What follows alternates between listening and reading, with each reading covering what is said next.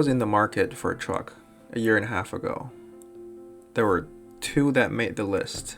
One was the Toyota Tundra 2020. The other one is the Dodge Powerwagon 2500.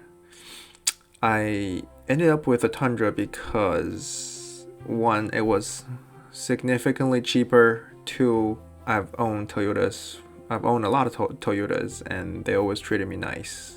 So couldn't go wrong with that. However, in terms of off-road capability, I definitely knew that I was gonna miss out a lot because there's no lockers in the Tundra, no disconnect sway bars. Since I got the truck, I did some modification, lifted or leveled it, 2-inch front, 1-inch rear, put 35s on it. I know my friend John has this Powerwagon that has 37-inch tires, no lift, right? So I talked to him and we wanted to do a little bit of comparison of how is the Tundra gonna, compare to the Powerwagon, or lack thereof, in terms of off-roading capability. So we brought both of our trucks to our local off-road park. I made some videos, clips. So basically there's 4 sections of the hill climb area that we had like a pretty obvious or direct comparison of the two trucks that you can see they're different. So that's what I'm going to show you today.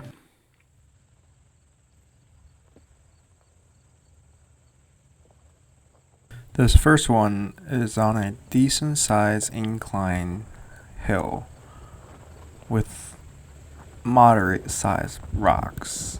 Not too much, just enough to get a slippage here or there for the not locked Tundra.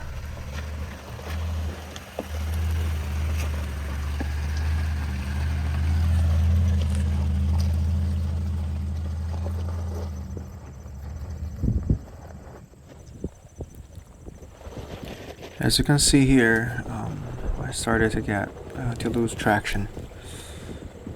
Turned the wheels left and right, didn't help. So I backed down a little bit and tried to turn away from whatever it was that kind of slowed me down, and didn't help on the left. So I'm turning right, cutting right, and that helped me overcome that obstacle. I know the rock doesn't seem big in the picture, however, in the incline situation, it doesn't take much to stop your car from rolling forward.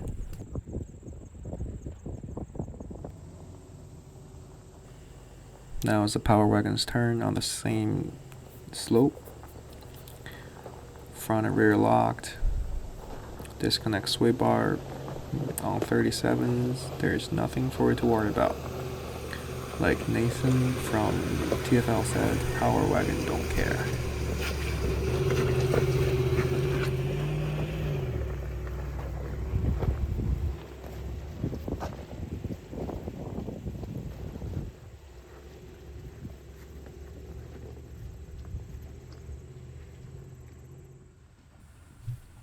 Here's a second comparison.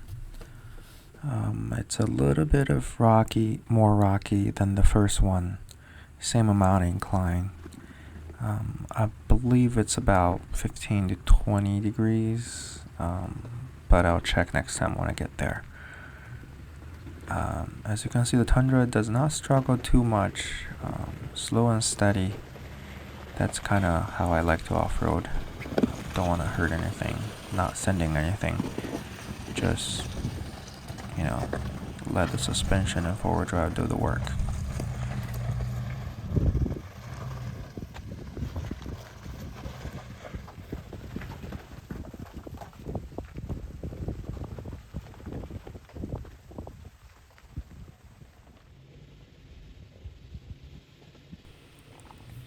Here's Powerwagon's turn. Again, it doesn't seem to have any problem coming up this hill.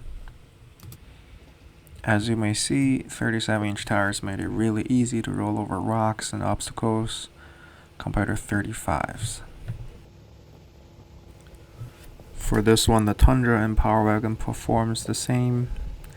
However, the fourth obstacle I'm going to show you later in this video really shows how Tundra struggles where Powerwagon still has no problems going up the obstacle. I'm also experimenting around with my camera of having an angle and focal length to shoot the climbing video with the viewers being able to actually tell how difficult the climb is.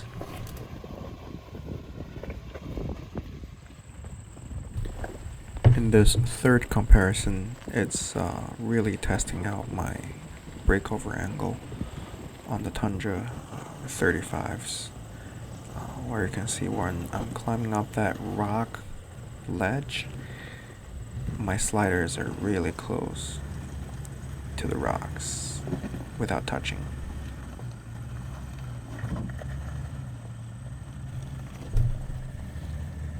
I'm losing traction on the front wheels right here in the moment, and with a little bit of left and right on the steering wheel input, I was able to find that traction and keep moving forward.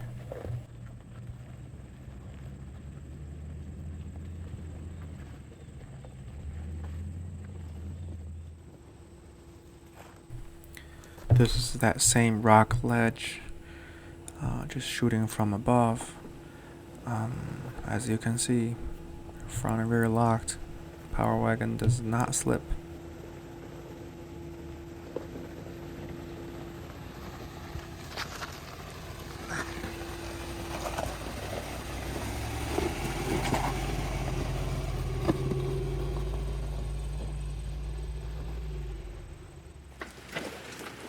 Alright, this is where we separate the men from the boys.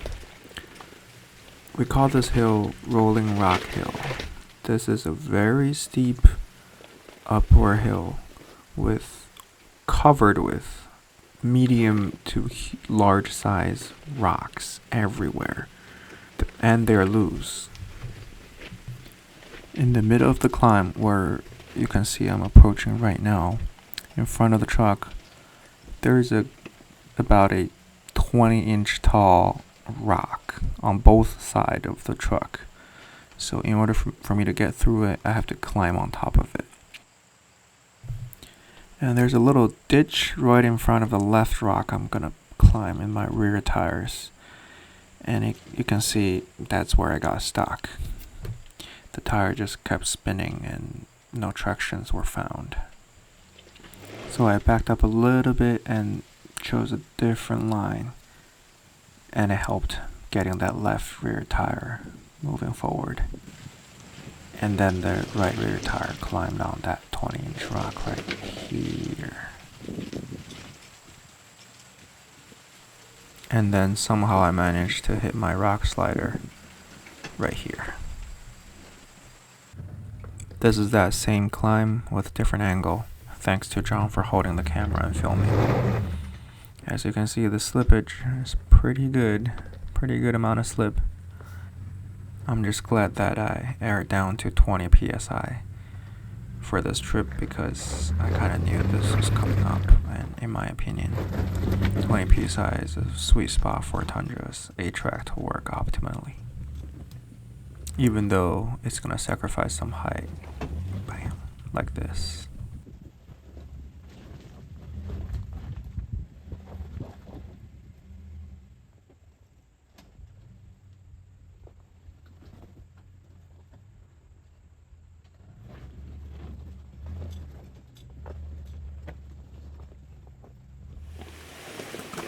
You wanna know how Powerwagon did?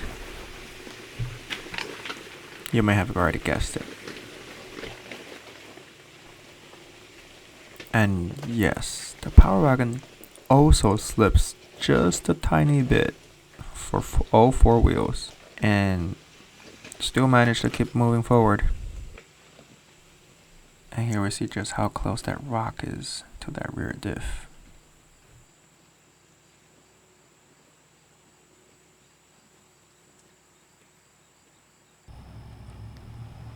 Again, we have a different camera angle to capture the entire climb. As I may have mentioned earlier, it's really hard to tell the difficulties of the terrain or climbs on a camera. So I'm experimenting around, trying to find out, what's the best angle, best focal length to cover that. There will be more contents like this covering real life off-roading of different trucks, SUVs from 4-Wheel Drive's live channel. And if you like the content, please consider subscribe or hit the like button. Thank you for watching, and I will see you next time.